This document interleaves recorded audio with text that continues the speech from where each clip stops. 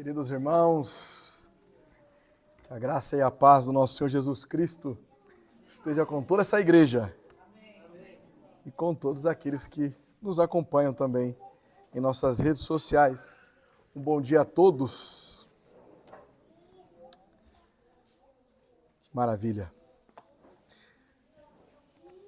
Meus irmãos, finalmente chegamos à nossa última exposição no Evangelho de João.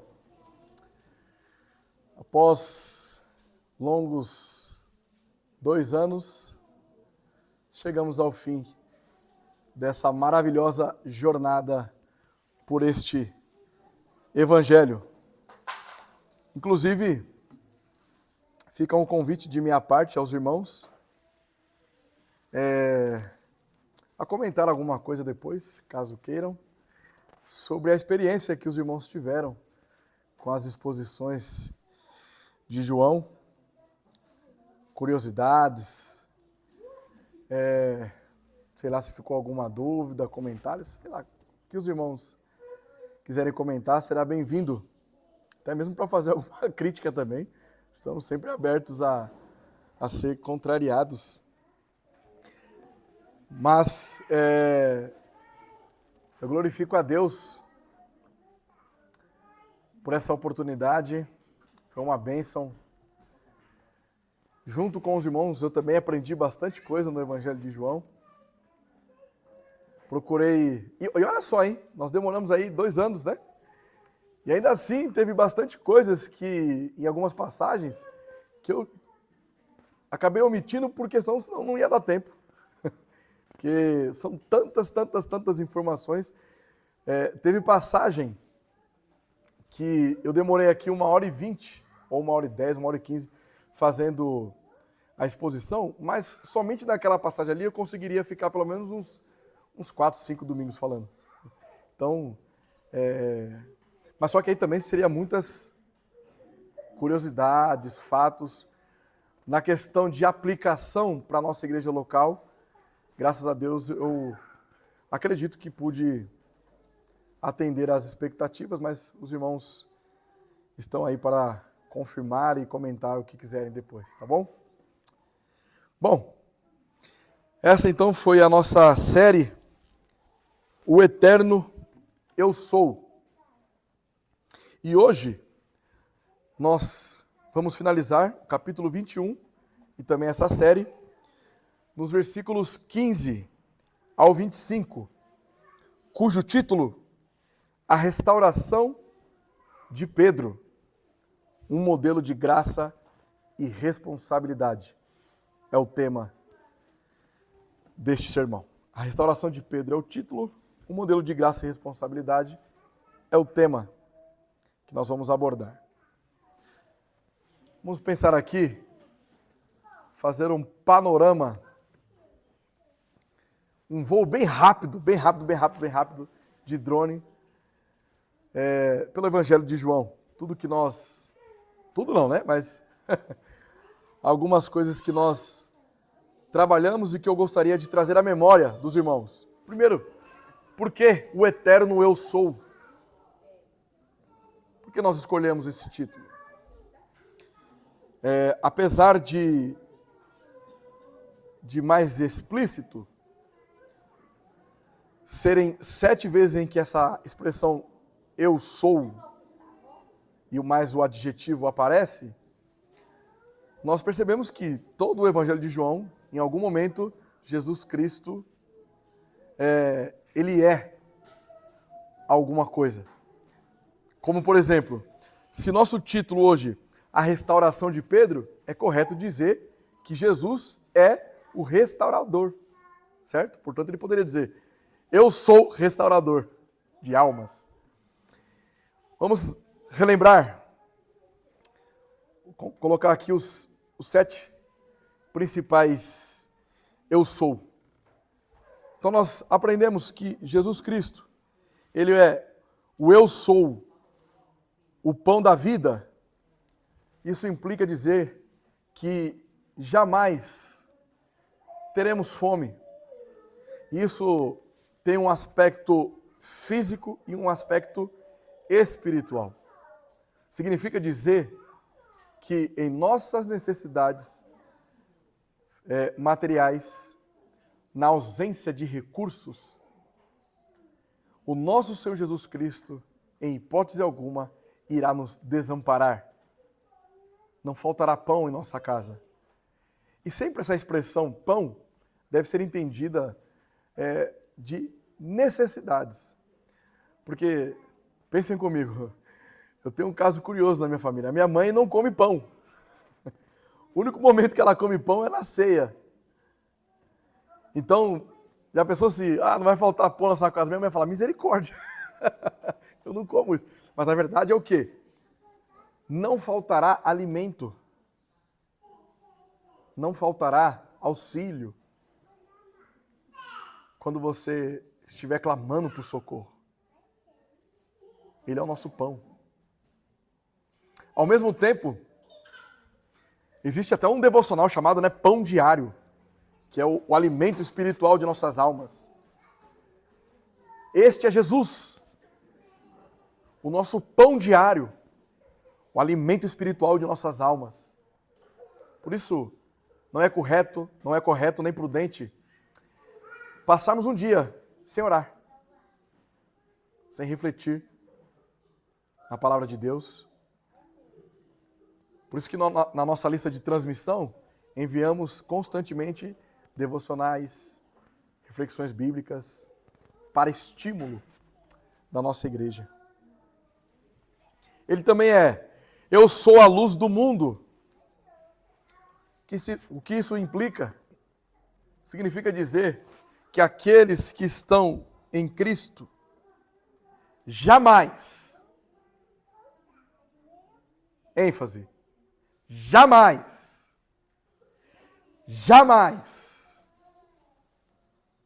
andará nas trevas. Nós vivemos na luz. Uma vez comprados pelo sangue de Cristo, em hipótese alguma, retrocederemos às trevas. Porque quem nos guia é a plena luz. Eu sou a porta das ovelhas, de modo que Cristo é a porta por onde as ovelhas passam para entrar nas regiões celestiais com o nosso Deus.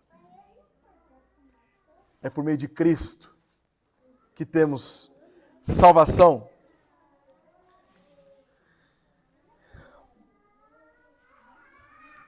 Eu sou o bom pastor. E o bom pastor é aquele que dá a vida pelas suas ovelhas. Aquilo que o pastor André, a mamãe, o papai não poderia fazer por você, Jesus Cristo fez. Ele deu a sua vida por nós. Glória a Deus. Eu sou a ressurreição e a vida. Trabalhamos, recentemente, muito sobre a ressurreição e o Cristo ressurreto. As consequências após a sua ressurreição, ele constantemente aparecendo aos seus discípulos, à igreja, fortalecendo e sustentando. Ainda hoje trabalharemos mais sobre isso.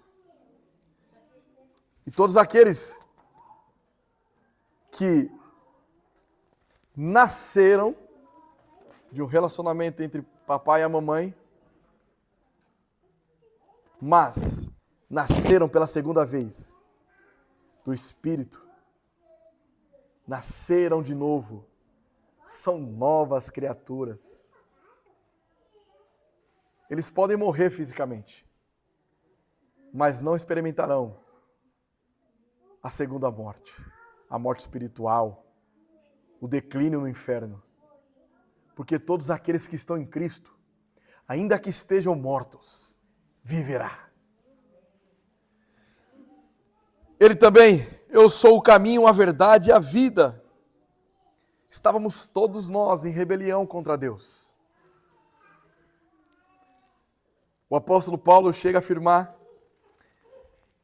que todos nós estávamos distantes da glória de Deus. Mas a obra de Cristo, vicária, aquela obra gloriosa, fez com que nós fôssemos reconciliados com o Pai. E o apóstolo Paulo acrescenta, portanto, não há condenação para aqueles que estão em Cristo Jesus. Grande alegria é estar na presença de Deus. Por fim, esse um pouquinho mais recente, está fresquinho na memória. Eu sou a videira verdadeira. Lembram? O Pai é o agricultor e nós somos os ramos. Eu quero fazer um link deste eu sou com eu sou a ressurreição e a vida. Porque nós estamos trabalhando sobre a ressurreição, o Cristo ressurreto e suas aparições, simbolizando que Cristo esteve presente com a igreja em vida.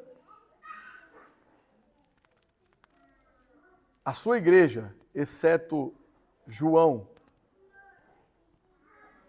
não estava com ele na sua morte, apenas João e sua mãe Maria. Mas depois ele ressuscita e novamente ele vai à sua igreja. E mais, ele restaura a sua igreja. Maria, vá até os meus irmãos. Nunca nos desamparou aquele que deu a vida por nós. E pensem comigo, nós somos os ramos. Todo ramo que não dar fruto será cortado e lançado fora, para que queime, simbolizando aqueles que estavam aqui na igreja, não convertidos, mas convencidos, e serão lançados ao lago de fogo e enxofre. E quando nós observamos esse aspecto, nós refletimos: será que eu tenho dado fruto? Será que eu realmente faço parte da videira verdadeira?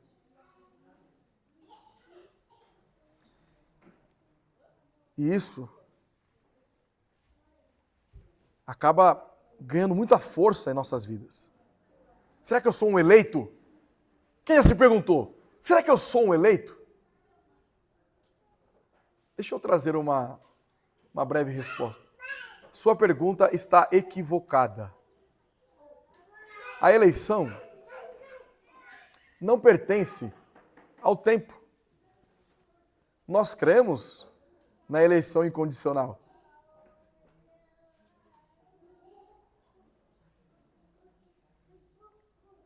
E nós, calvinistas, é o que mais são rotulados, né, por conta da eleição. Os predestinados.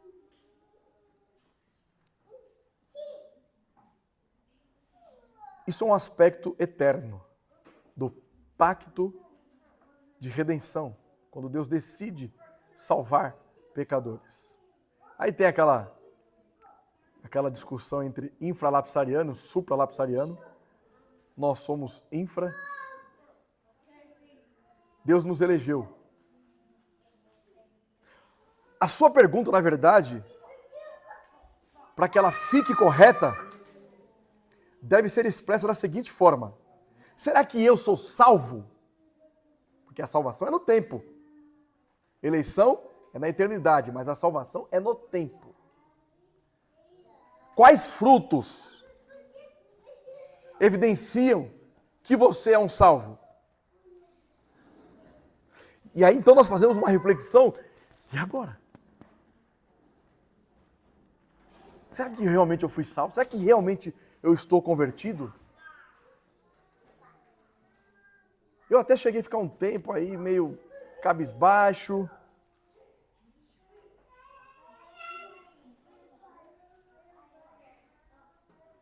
Então, este sermão tem a finalidade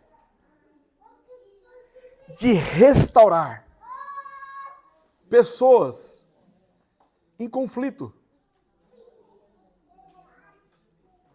Tem a finalidade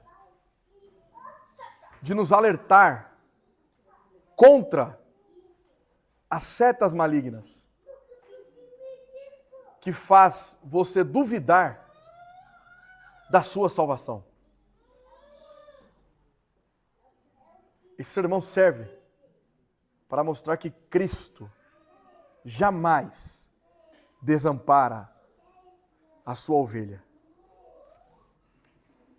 Por isso, neste sermão, nós vamos dividi-lo em duas partes principais. Então, a restauração de Pedro. Primeiro subponto. Inicia com uma pergunta. Nós vamos entender daqui a pouco esta pergunta. Desemboca em 3 repetições de maneiras distintas. Segundo, ela inicia com uma pergunta, chamando a responsabilidade. O segundo ponto, nós vamos entender que a restauração de Pedro revela a soberania de Deus e a graça de Deus. Certo? Então a restauração de Pedro inicia com uma pergunta, chamando a uma responsabilidade. São 2 pontinhos aqui. A restauração de Pedro revela a soberania de Deus e a graça de Deus. Poderia colocar em 2 pontos, mas pode colocar em um também, porque um é concordância do outro. E a palavrinha-chave para os nossos pequeninos, restauração. Significa restaurar. Afirmação teológica, bem simples e objetiva, para fincar em nossos corações e nossa mente, para que nós venhamos sair daqui esta manhã e passar o mês inteiro lembrando disso e por toda a nossa vida lembrando de que o eterno eu sou é o nosso restaurador. Ok? Vou tentar com menos calorias devido à minha voz que não está lá. Essas coisas, vamos ver.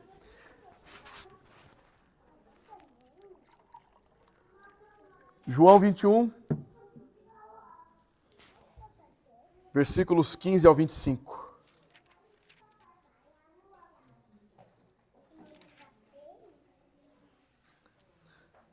Só uma questão que eu deixei passar.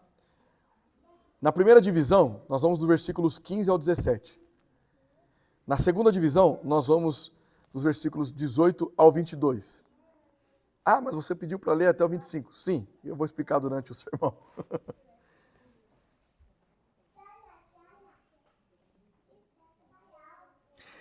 Depois de terem comido, perguntou Jesus a Simão Pedro: Simão, filho de João, amas-me mais do que estes outros? Ele respondeu: Sim, Senhor, tu sabes que eu te amo. Ele lhe disse: apacenta os meus cordeiros, ou apacenta as minhas ovelhas. Tornou a perguntar-lhe pela segunda vez: Simão, filho de João, tu me amas? Ele lhe respondeu: Sim, Senhor, tu sabes que te amo. Disse-lhe Jesus: pastoreia as minhas ovelhas. Pela terceira vez, Jesus lhe perguntou: Simão, filho de João, tu me amas? Pedro entristeceu-se por ele lhe ter dito pela terceira vez: tu me amas? E respondeu-lhe: Senhor, tu sabes todas as coisas. Tu sabes que eu te amo. Jesus lhe disse: apacenta as minhas ovelhas. Em verdade te digo, que quando era mais moço,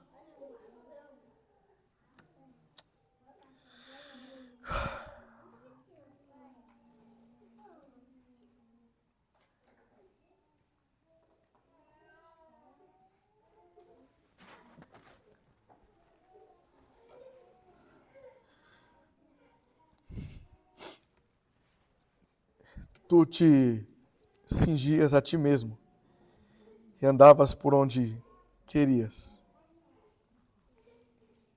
Quando, porém, fores velho, estenderás as mãos e outro te cingirá e te levará para onde não queres. Disse isto para significar com que gênero de morte Pedro havia de glorificar a Deus.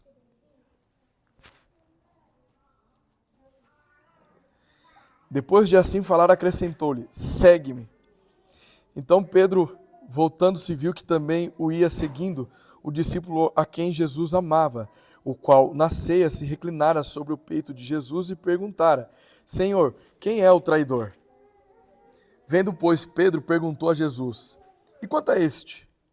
Respondeu-lhe Jesus: se eu quero que ele permaneça até que eu venha, que te importa? Quanto a ti, segue-me. Então se tornou corrente entre os irmãos o dito de que aquele discípulo não morreria. Ora, Jesus não dissera que tal discípulo não morreria, mas se eu quero que ele permaneça até que eu venha, que te importa?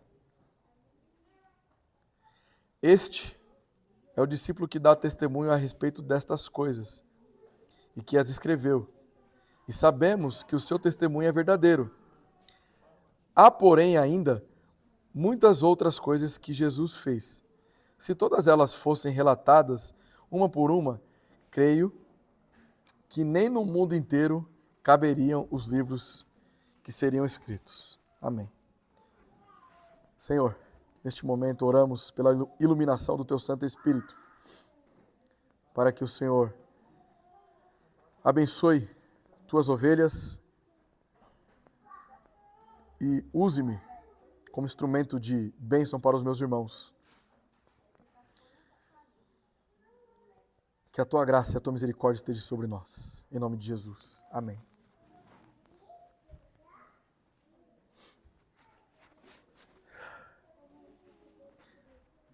Enquanto eu preparava este sermão, refletindo em algumas implicações, por muitas vezes eu chorei lá em casa.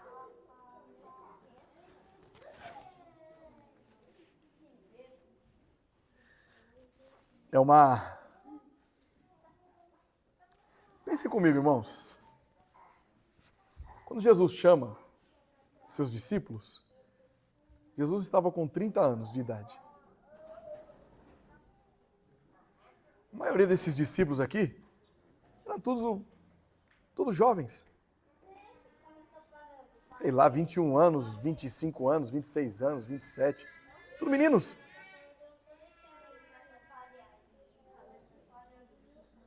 E eles estão lá seguindo a Cristo.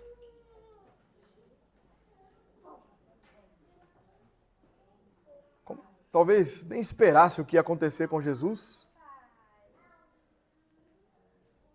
E agora eles observam o seu Senhor sendo condenado, crucificado,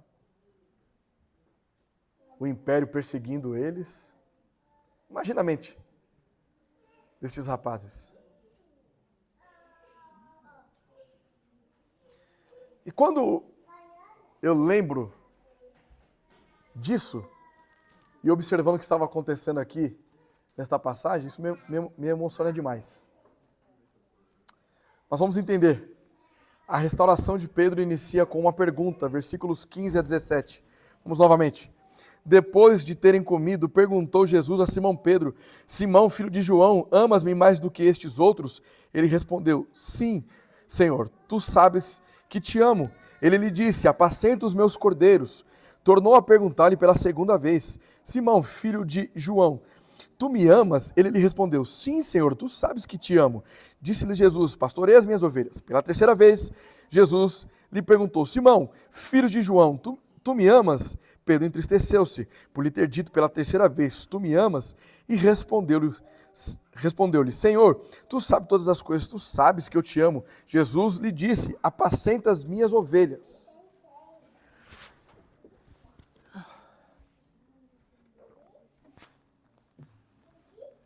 Para a maioria dos estudiosos, as duas palavras gregas traduzidas pelo verbo amar são usadas de forma intercambiável. Ok? Esses verbos são, no original, ágape, que seria um amor sacrificial, e filéu, que do grego vem filia, significa amor de amizade, afeição e carinho. Certo? Então, nós vamos entender o porquê dessas expressões. Ora está dizendo uma coisa relacionada ao amor, ora está dizendo outra. Agora, vamos trazer à memória que quando Pedro ele nega Jesus Cristo, ele estava em frente a um braseiro. Lembra que ele estava lá esquentando as mãozinhas? O bicho pegando lá e ele esquentando as mãozinhas, estava muito frio, né? E agora, depois daquela pesca maravilhosa que eles tiveram, estava ali assando um peixezinho, comendo um pãozinho, em frente a um braseiro. Pedro está lá. E agora ele terá que confessar o seu amor.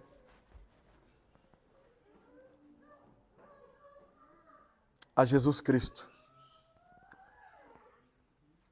3 vezes negou a Cristo. E agora 3 vezes ele terá que confirmar o seu amor por Cristo. E note uma coisa no versículo 15. Na verdade, nos 3 versículos, 15, 16 e 17, Jesus, ele chama Pedro pelo seu nome quando Jesus o chamou pela primeira vez.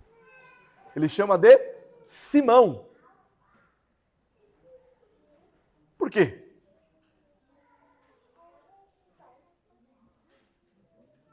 Por que Jesus chama de Simão o nome que ele tinha antes de conhecer a Cristo? Por que será? Porque Jesus, ele sabe todas as coisas. E Pedro vai declarar isso. Só que Jesus, a chamar Pedro pelo seu nome anterior, Simão, tem um propósito específico aqui. Pedro estava agindo exatamente como ele agia antes de conhecer a Cristo. Curioso isso, né? Então, quando Jesus ele faz a primeira pergunta, ele chama Pedro e diz o seguinte: Simão, filho de João, amas-me mais do que estes outros? Vamos entender isso aqui. A pergunta que Jesus faz, primeiro é mostrando a ele que ele está reagindo como ele agia antes de conhecer a Cristo. Nós entendemos que esse amor ágape, que é utilizado aqui em João, é um amor sacrificial. E o amor de filia, ou filéu, é um amor de amizade, afeição e carinho. Certo? Então, Pedro deveria estar completamente feliz por Jesus Cristo ter vencido a morte, ter ressuscitado. Ele deveria, na hora que ele visse Jesus, ele deveria falar: o mestre ressuscitou. Ele fica feliz. Só que é como se as coisas começassem a vir à mente. Rapaz, eu neguei o homem e agora ele voltou, meu irmão. Ele é soberano, ele é Deus, ele venceu a morte. Certeza que ele lembra que eu neguei ele. Então, é como se tivesse... Sabe quando você está lá com os seus amigos, só que aí você aprontou alguma coisa quando você era criança, né? Você aprontou alguma coisa. Aí você já tem a notícia que sua mãe sabe que você aprontou. Aí tá todo mundo feliz e você, de vez em estar feliz, você está preocupado porque você sabe que você vai levar uma pisa quando chegar em casa. Era mais ou menos esse sentimento que Pedro estava tendo aqui. Rapaz, eu neguei o mestre. E ele voltou. Então Pedro, ele tem um comportamento que Jesus sabe o que está acontecendo ali. As perguntas de Cristo aqui não são aleatórias, sem sentido. Pedro estava entristecido. Vamos aprofundar mais nisso. Jesus pergunta para ele: amas-me mais do que estes outros? Olha essa pergunta.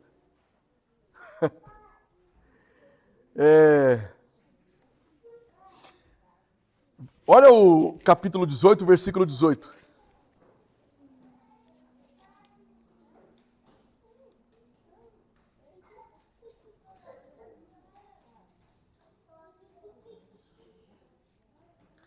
Ora, os servos e os guardas estavam ali, tendo acendido o braseiro por causa do frio, e aquentavam-se. Pedro estava no meio deles, aquentando-se também. Então, nesse momento aqui, Pedro estava exatamente próximo ali a um braseiro. E quando Jesus chega para ele e pergunta se ele ama a Cristo, talvez possa ter passado um flashback na mente de Pedro. Rapaz, eu estava em frente a um braseiro antes mesmo de eu negar a ele. Só que se nós lembrarmos, o que Pedro ele havia dito para Jesus? Olha, mestre, de maneira nenhuma eu vou te abandonar. Eu vou com o senhor até o fim. Aí Jesus olha para ele: ô Pedro, antes que o galo cante, meu filho, você vai me negar 3 vezes. Lembra da gabolice de Pedro? É como se ele estivesse dizendo assim: olha, eles podem te abandonar, eu não, meu irmão. Eu estou com o senhor até o fim. E se vier o soldado aqui, não vai cortar a orelha dele também.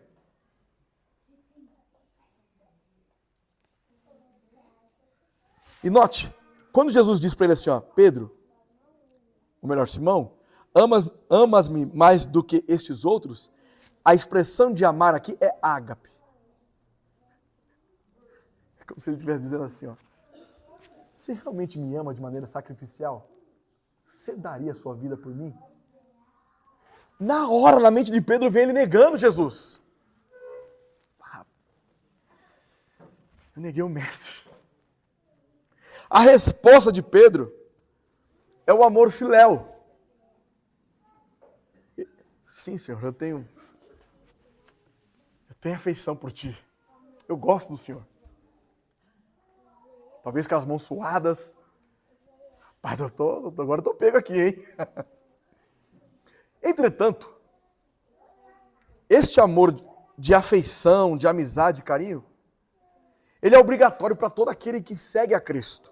Se você nem ao menos sentir afeição por Cristo, não faz o menor sentido você estar em uma igreja.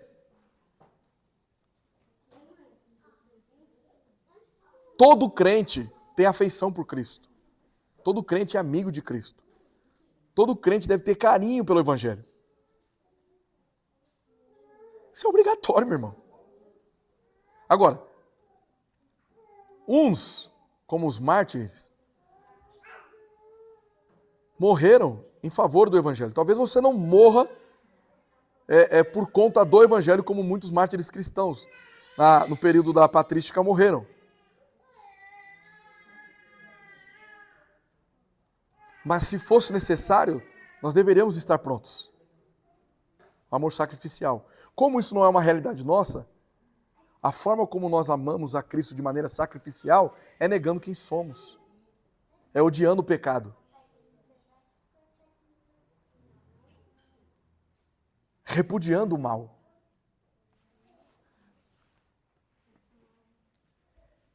Aí Jesus olha para ele e diz: apacenta as minhas ovelhas.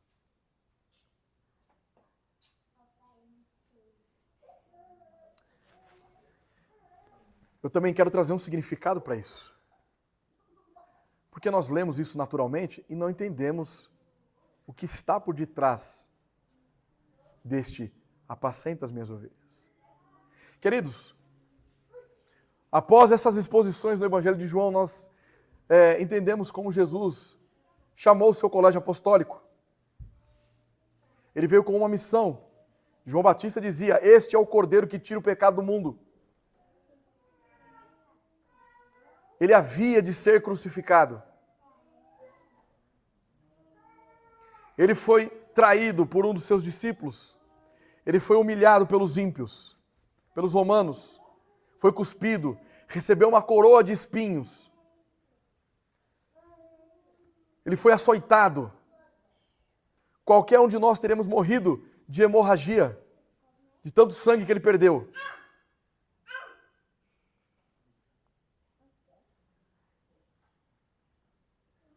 Ele foi posto numa cruz, ridicularizado como o rei dos judeus, despido,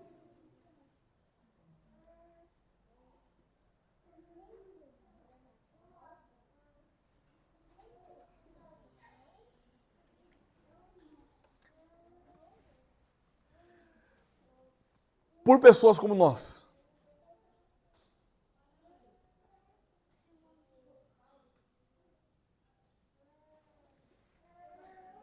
De modo que nós hoje fomos reconciliados com o Pai, por causa deste sacrifício vicário. O que para nós é gracioso, é um favor imerecido, para Cristo custou um alto preço.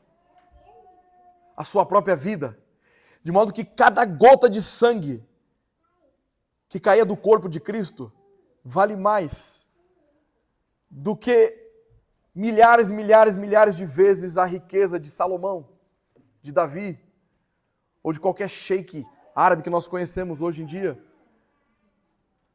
Uma gota de sangue de Cristo vale mais do que tudo que já existiu nessa terra. Não foi derramado em vão. Teve um direcionamento. E você foi alvo disso. Então, este alto preço que Jesus pagou, Ele não pagou em vão. Ele fez isso por amor à sua igreja.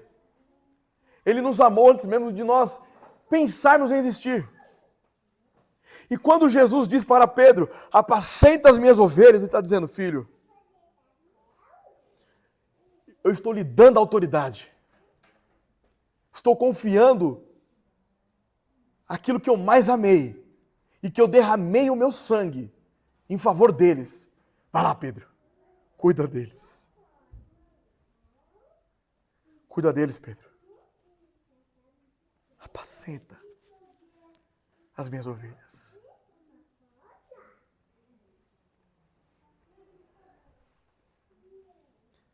Então, no segundo momento, ele diz de novo: Simão, filho de João, tu me amas? Note a diferença. Ele inicia novamente com amor ágape, mas difere, porque na primeira vez que ele faz a pergunta, ele diz: mais do que os outros. E agora ele não repete essa expressão. Mas quando ele diz mais do que os outros, ele está trazendo a memória de Pedro. Você não disse que morreria de modo sacrificial por mim? Você ia comigo até o fim? Você não estava se gabando? Como se você fosse superior aos seus irmãos? Tu me amas? Você me negou. Agora, Jesus, ele difere a pergunta, porque agora ele quebra de vez a gabolice de Pedro. Porque Jesus, ele já não estava falando assim, olha, você me ama mais do que eles. Ele só estava falando assim, agora, você me ama?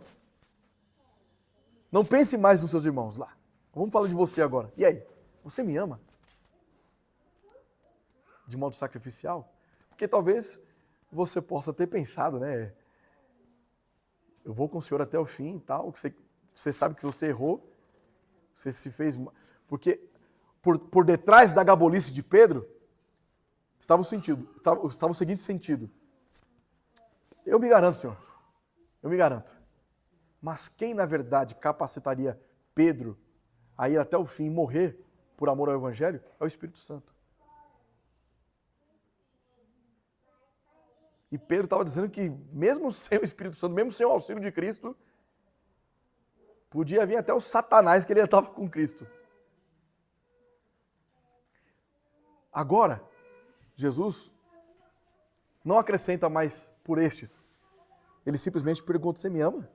De modo sacrificial? E aí? E agora?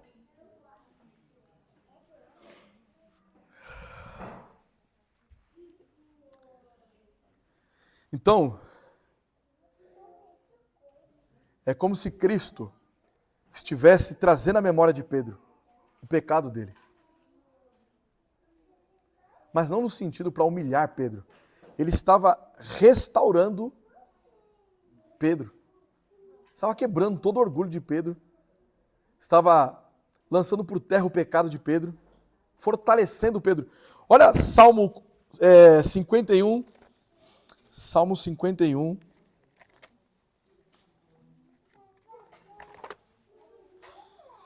Versículos 12 e 13.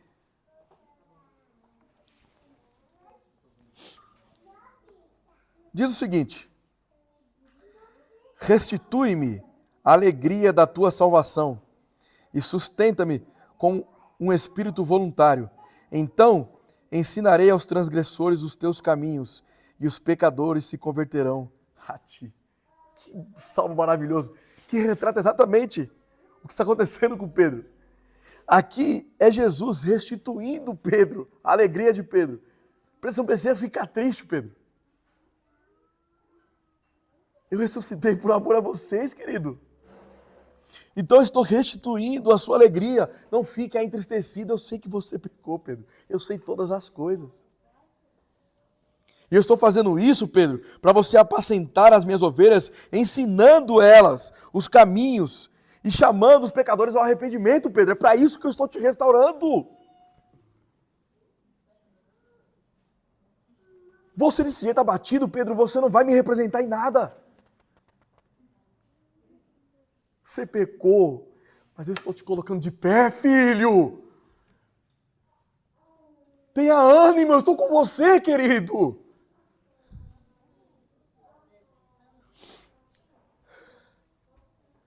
Por fim, a terceira pergunta. E agora, ele vai esmiuçar Pedro. Agora ele vai amassar Pedro. Pela terceira vez, Jesus lhe perguntou: Simão, filho de João, tu me amas? Porque agora não foi, Pedro, você me ama de modo sacrificial? Sim, Senhor, eu tenho afeição por ti. Simão, você me ama de modo sacrificial? Eu tenho afeição por ti, Senhor. Jesus agora chega para ele e fala o seguinte: Simão, você tem afeição por mim? Agora ele inverte, ele sai do ágape e coloca um filéu aqui. Porque aí Pedro começa a se entristecer. Porque o que está acontecendo aqui? É como se Pedro não amasse Jesus nem por afeição. Você não está demonstrando nem afeição por mim, Pedro. Por isso que eu estou chamando você de Simão. Você se comporta como se você não me conhecesse. E aí, você tem afeição por mim? Ele se entristece. E a resposta de Pedro?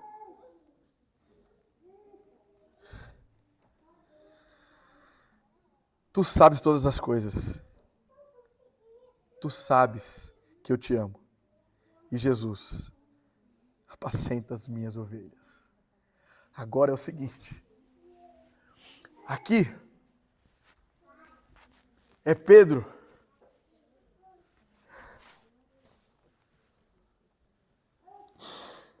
Pedro olhando para Jesus. O Senhor é Deus encarnado. Tu sabe de todas as coisas. O Senhor é soberano. O Senhor sabe que eu menti.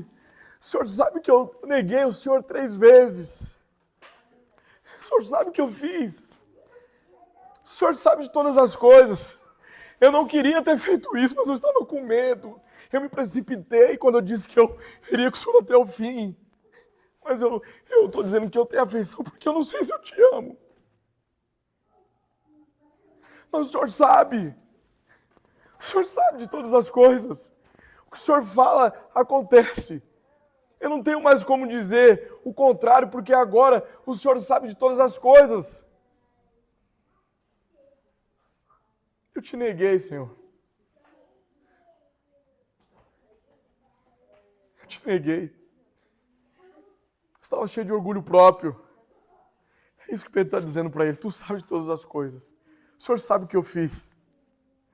Não me humilhe mais.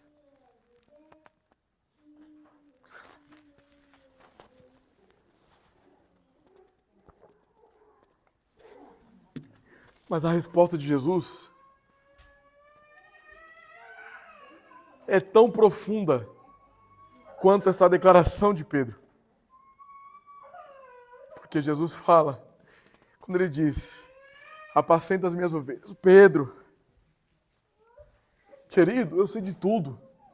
Eu sei que você me traiu. Eu sei que você me negou. Eu sei que você fez isso, filho. Mas eu ressuscitei por amor a você, meu filho. Levanta a sua cabeça, porque eu sou restaurador de almas. Não chores mais, Pedro. Cuida do meu bem mais precioso, as minhas ovelhas. Eu entrego em suas mãos agora, Pedro. Fique de pé, querido. Eu sei de tudo, eu sei que você me traiu. Eu sei que você me ama, Pedro. Eu sei o seu amor, eu sei o seu sentimento, eu sei a confusão que está na sua mente agora por causa de um pecado que você cometeu. Eu sei de tudo, eu sei, Giovana, eu sei, Aline, eu sei, Silei, eu sei, Marcela, eu sei, Elcio, eu sei dos seus pecados mais obscuros, eu sei que você se entristece, eu sei de todas as coisas, mas eu estou chamando você ao arrependimento neste momento. Tu me amas!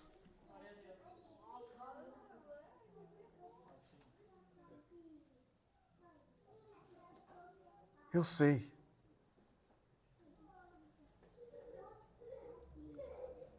Mas você tem uma imensa oportunidade de se arrepender e falar, eu te amo.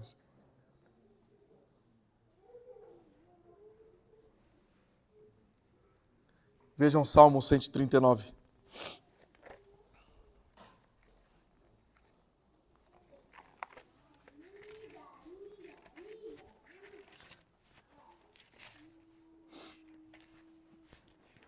Versículos 1 ao 3.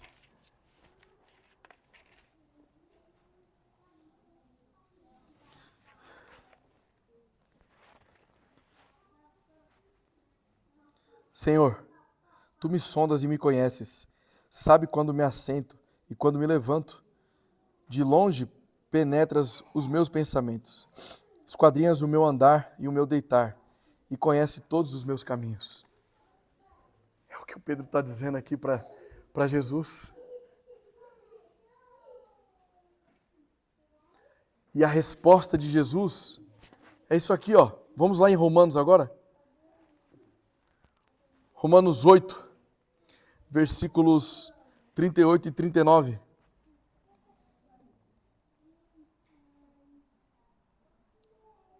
Porque eu estou bem certo de que nem a morte, nem a vida, nem os anjos, nem os principados, nem as coisas do presente, nem do porvir, nem os poderes, nem a altura, nem a profundidade, nem qualquer outra criatura poderá separar-nos do amor de Deus que está em Cristo Jesus, nosso Senhor.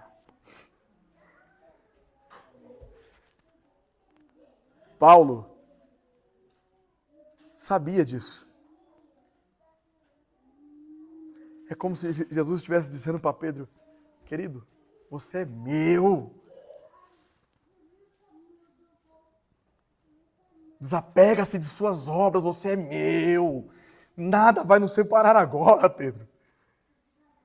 Nós estamos juntos até o fim, querido. Eu morri por você.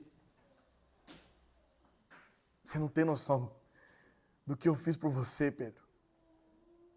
A sua gabolice não vai separar o meu amor por você. Então, eu te pego pela sua mão direita e te coloco de pé agora. Vai lá. Cuide das minhas ovelhas. Então, essa ordem tríplice de Jesus a Pedro para apacentar as suas ovelhas e cuidar de seu rebanho encontra amplos precedentes no Antigo Testamento e está permeando o anseio dos pastores consagrados a Deus, cuidadosos com as ovelhas e zelosos de fazer a vontade dele. Nós temos exemplo disso aí, por exemplo, lá em Jeremias 3,15, os irmãos podem ler depois. E este termo, apacentar ou pastorear, ocorre regularmente na Septuaginta. É a tradução do hebraico para o grego. Com referência à alimentação das ovelhas. O sentido metafórico pode ser já encontrado em Ezequiel 34:2. Cuidado de alimentar as ovelhas. O que Jesus está dizendo para Pedro é o seguinte: alimente minhas ovelhas. Pregue o evangelho. Fale de mim, Pedro. Segundo ponto. Vamos dos versículos 18 ao 22. Em verdade te digo, que quando eras mais moço, tu te cingias a ti mesmo e andavas por onde querias. Quando, porém, fores velho, estenderás as mãos, e outro te cingirá e te levará para onde não queres. Disse isto para significar com que gênero de morte Pedro havia de glorificar a Deus. Depois de assim falar, acrescentou-lhe: segue-me. Então Pedro, voltando-se, viu que também o ia seguindo o discípulo a quem Jesus amava, o qual nascia se reclinara sobre o peito de Jesus e perguntara: Senhor, quem é o traidor? Vendo, pois, Pedro perguntou a Jesus: e quanto a este? Respondeu-lhe Jesus: se eu quero que ele permaneça até que eu venha, que te importa? Quanto a ti, segue-me.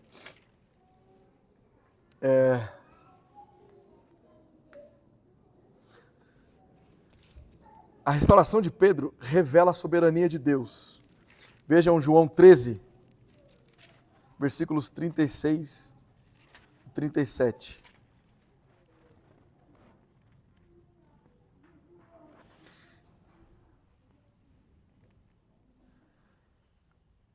Perguntou-lhe Simão: Senhor, para onde vais? Respondeu Jesus: para onde vou, não me podes seguir agora. Mais tarde, porém, me seguirás. Replicou Pedro: Senhor, por que não posso seguir-te agora? Por ti darei a própria vida. Respondeu Jesus: darás a vida por mim? Em verdade te digo que jamais cantará o galo antes que me negue 3 vezes. Então, veja o seguinte. Primeiro, Pedro se lembrou de que ele havia negado Jesus. E agora, a soberania de Deus está sendo explícita para nós, porque está identificando até o gênero, de que forma que Pedro iria morrer. lembram que nós acabamos de ler? Pedro queria seguir Jesus. Jesus sabia para onde ele estava indo. Jesus estava indo para a cruz. Ele haveria de ser crucificado em favor da sua igreja. E Pedro não poderia seguir ele porque ele não estava pronto. Por isso que ele negou Jesus, porque ele não estava pronto. E agora, após Jesus perguntar 3 vezes para ele se ele ama Cristo, Jesus estava restaurando Pedro. Agora você está pronto. Agora você vai, querido. Agora você vai me seguir. Quando você era mais moço, filho, você fazia o que queria. Entre aspas, né? Mas chegará um tempo que você vai para onde você não gostaria de ir. E aí então você vai entender por que você não podia ir comigo naquela altura. Como se Jesus estivesse dizendo para ele o seguinte: finalmente, Pedro, agora você pode saber para onde que eu fui e onde você irá. Era um rapaz aqui, meus irmãos. Imagina um jovem aí de talvez 30 anos aí. E Jesus falando para ele: olha, seu destino agora é a morte, querido. Sua vida agora vai ser daqui para frente apacentando as minhas ovelhas até a morte. Porque eu te escolhi para um propósito maior. Segue-me. Um historiador e pai da igreja, chamado Eusébio de Cesareia, ele escreveu o seguinte: mas Pedro parece ter pregado no Ponto, e na Galácia, e na Bitínia, e na Capadócia, e na Ásia, aos judeus da dispersão. E por último, tendo ido a Roma, ele foi crucificado de cabeça para baixo, pois assim ele mesmo pediu para morrer.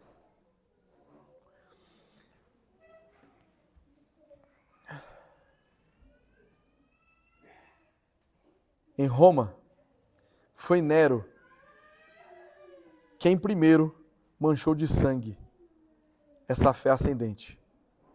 Então Pedro foi cingido por outro quando ele foi pregado na cruz. Esse aqui foi Tertuliano que escreveu a respeito de Pedro. Então aquele jovem, na sua gabolice, minha vida te darei, Senhor.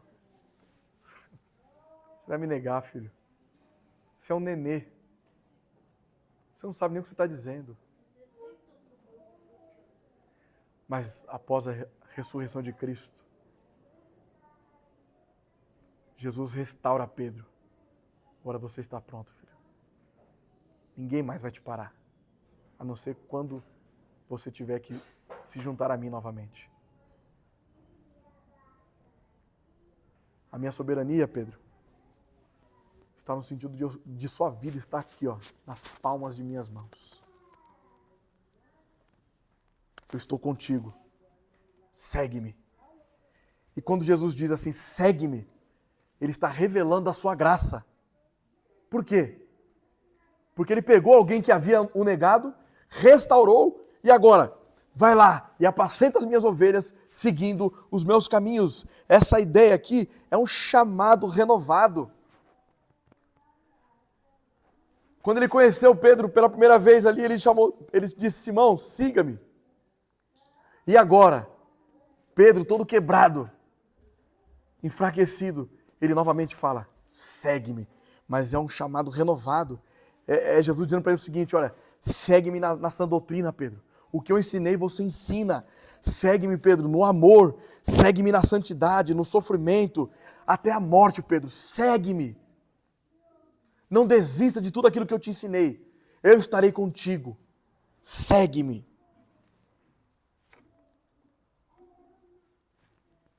E então ele, depois de tudo isso, ele olha para trás. Rapaz, eu aqui todo quebrado, o que esse rapaz está me seguindo aí, meu irmão? Sai de mim, filho. Oxi. Constantemente Pedro e João estavam juntos, né? Mas nesse momento aqui, Pedro estava todo quebrado. E ele olha e fala, meu Deus, eu pensei que estava só eu e o mestre aqui, até ficar encoberto isso, mas agora o homem já ouviu tudo. E esse, senhor? E esse aí? Vamos fazer o que com ele? Agora que ele já sabe meus podres. Parece que Jesus, ele é um pouco... Parece que ele é ignorante aqui, né, na resposta aqui, ó. Vendo, pois, Pedro perguntou, e quanto a este? Respondeu Jesus, se eu quero que ele permaneça até que eu venha, que te importa? O que é, rapaz? Quer saber o quê? Não parece? Mas, na verdade, o que está acontecendo aqui é o seguinte. Jesus acabara de dizer a Pedro, siga-me. E a primeira coisa que Pedro faz é se distrair. E esse? Meu irmão, é você, meu filho. Estou falando com você aqui, rapaz. Eu tenho um propósito para ele. Você se concentra nisso aqui, ó. Estou falando para você. É como se Jesus estivesse dizendo, a obediência precede a curiosidade, Pedro. Deixa de ser curioso, meu irmão. Há muito trabalho para ti, não se preocupe com o que eu tenho para fazer com ele. E muitas vezes nós fazemos isso, né? Pai, eu estou aqui na prova, aqui, mas e o Marcelão? A gente vai lá ver. Oh, você sabe do Marcelo? Ele está bem ou ele está ruim? Porque não é possível, nós servimos o mesmo Deus, só eu que estou lascado. Cuida de ti, filho. Quando Deus, você souber, só vai chegar ao seu conhecimento o que Deus quer que chegue ao seu conhecimento. Não precisa ficar curioso. Tranquilo.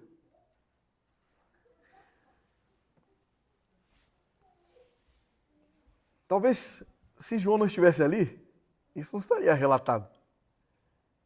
Mas hoje, Deus está restaurando vidas por causa do que João estava ouvindo e escrevendo tudo aquilo com uma ação do Espírito Santo mesmo na vida dele. Porque se nós entendemos que a Escritura é inspirada por Deus,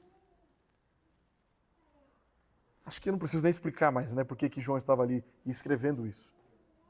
Deus estava inspirando João naquele momento ali. Escreva. Ou melhor, guarde, né, porque ele só foi escrever depois. Mas guarde na sua memória que vai chegar um momento que você vai ter que escrever isso aqui, meu irmão.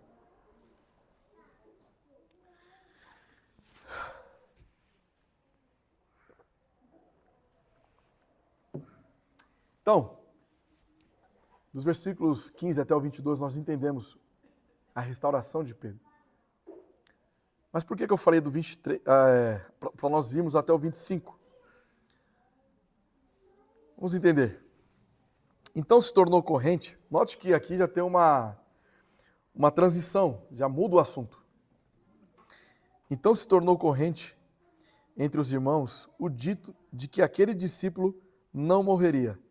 Ora, Jesus não dissera que tal discípulo não morreria, mas se eu quero que ele permaneça até que eu venha, que te importa? Quem são esses irmãos aqui?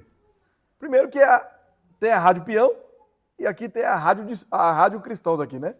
Começaram a falar um monte de coisa lá que Jesus não havia dito. Esses irmãos aqui são os primeiros crentes. Tá vendo como que ele já pegava igual nós? Distorcendo o que Jesus havia dito? Graças a Deus que nós estamos numa igreja bíblica que se esforça na compreensão correta do que o texto está dizendo. Mas nem por isso significa que nós somos melhores que eles, né? Por que eles chegaram a essa conclusão? Eles estão dizendo aqui que João não ia morrer, olha só. Então, olha a concepção deles. Por que eles chegaram a essa compreensão? Eu fiquei pensando, falei, rapaz, por que será, né? Mas vamos pensar com a cabeça deles. Jesus fala como Pedro vai morrer, mas não fala como João vai morrer. Ah, meu irmão, então Pedro, ó, que negou Jesus aí, que vai morrer, viu? João vai ficar aí agora aí para sempre. Na verdade, João foi talvez o único discípulo que morreu com uma morte natural. Ele morreu já bem velho. Mas é que esses irmãos se concentraram na expressão que não era para eles terem ênfase. Por exemplo, Eles ficaram focados no quê? Se eu quero que ele permaneça até que eu venha, que te importa? Eles focaram nisso. Mas o foco central de Jesus era o quê? A restauração de Pedro. Siga-me. Isso que é o mais... Era o essencial aqui. Só que eles mudaram o foco. Então aqui João deixa isso relatado para nós entendermos que pode ser João, ou talvez um discípulo de João, sob a supervisão de João, que tenha escrito esse versículo 23. E aí, os versículos 24 e 25, olha. Este é o discípulo que dá testemunho a respeito destas coisas e que as escreveu. E sabemos que o seu testemunho é verdadeiro. Primeiro, vamos aqui fazer aquela investigação por eliminação. Este é o discípulo. Então não é Jesus. Jesus não é discípulo. Certo? Ele é mestre. Pedro não queria nem que João estivesse ali do lado dele ali. E esse rapaz aqui, o que está fazendo, hein? Então também não pode ter sido Pedro. Sobrou quem? João. João que dá o testemunho sobre essas coisas. E no final, há porém ainda muitas outras coisas que Jesus fez. Se todas elas fossem relatadas uma por uma, creio que nem no mundo inteiro caberiam os livros que seriam escritos. Aqui os dispensacionalistas iriam à loucura, né? Ia dizer que podia colocar bilhões e bilhões de livros que não ia dar... Não é isso. Aqui é uma hipérbole. O autor está querendo dizer o seguinte: Jesus fez muitas e muitas e muitas coisas. Mas eu coloquei aqui... Ele não sabia que ele... Pode ser que ele sabia também, né? Mas foi o que foi inspirado, meu irmão. O restante aqui eu poderia colocar de relato meu, que é verdadeiro também, mas inspirado é isso. Então, foi nesse sentido. Vamos às nossas aplicações. Primeiro, queridos, talvez em algum contexto da sua vida você negou a Cristo. Às vezes, uma omissão de quem você é. Ou, após um estudo, um discipulado que você participou, você vai e peca naquilo que você acabou de aprender. E sabe o que acontece? Você pede perdão por aquilo e torna a pecar novamente, no mesmo pecado que você acabou de pedir perdão. Você se entristeceu. Você fala, por que será? Por que eu não consigo não cometer esse pecado? Será que realmente eu sou um salvo? Queridos, o apóstolo Paulo orava constantemente ao Senhor para que livrasse ele do espinho da carne, que nós não sabemos o que exatamente era esse espinho na carne. E Jesus disse para ele o quê? Paulo, minha graça te basta. Algumas lutas são maiores do que nós imaginamos. Conflitos internos constantemente surgem em nossas mentes, em nosso coração, e nós não sabemos como vencer isso.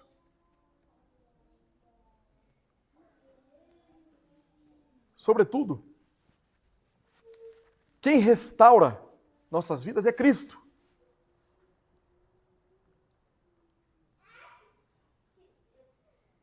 Porque primeiro, Ele quebra o nosso orgulho. Às vezes temos vergonha de falar o nosso pecado. Temos vergonha de confessar. Está você e Deus no seu quarto, você tem vergonha. Depois, Ele olha para você e você lá demonstrando que sente apenas uma afeição e não que está disposto ou disposta a sacrificar as coisas que você mais ama.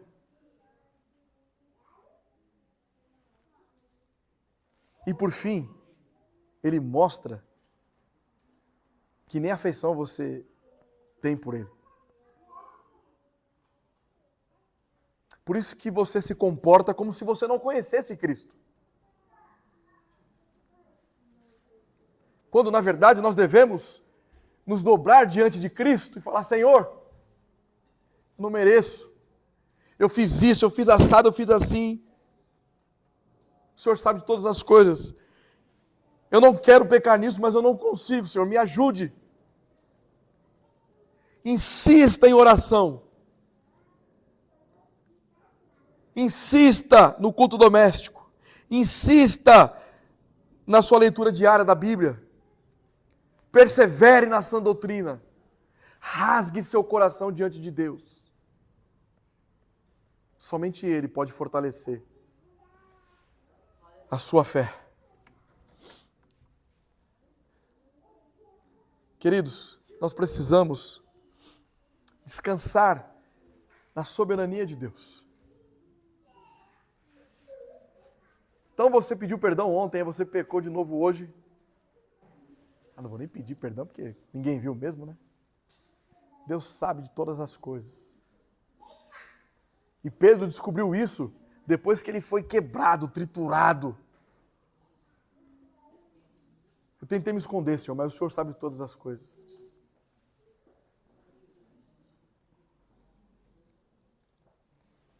E Deus, ao nos restaurar,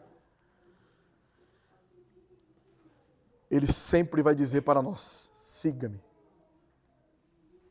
Na doutrina, no amor, na santidade e até mesmo no sofrimento. Muitas vezes nós estamos tão enxertados numa cultura triunfalista que quando as tempestades, a dor e o sofrimento bate na nossa porta, nós amaldiçoamos isso. E muitas vezes é Deus quebrando o nosso orgulho. Aquele sofrimento, isso chama teologia do sofrimento. Aquele sofrimento está destruindo o seu orgulho, está destruindo o seu ego, está destruindo a sua soberba, para que você não mais olhe a Deus assim, mas você se coloque de joelhos diante de Deus. Se não for a tua graça, eu não consigo. Todas as crises. Uma pessoa que vive uma crise financeira, ela sente saudade de tantas coisas, às vezes de comer uma carne. Uma carne. Ela sente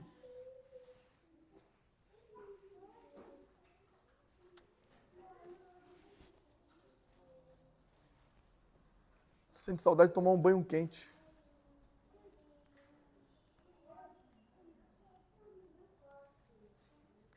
E ela começa a perceber que ela não dava valor a essas coisas.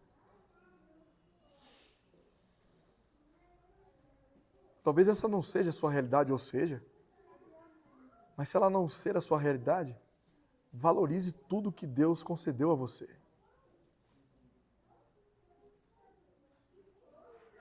Um bilionário pode sentir saudade de uma saúde.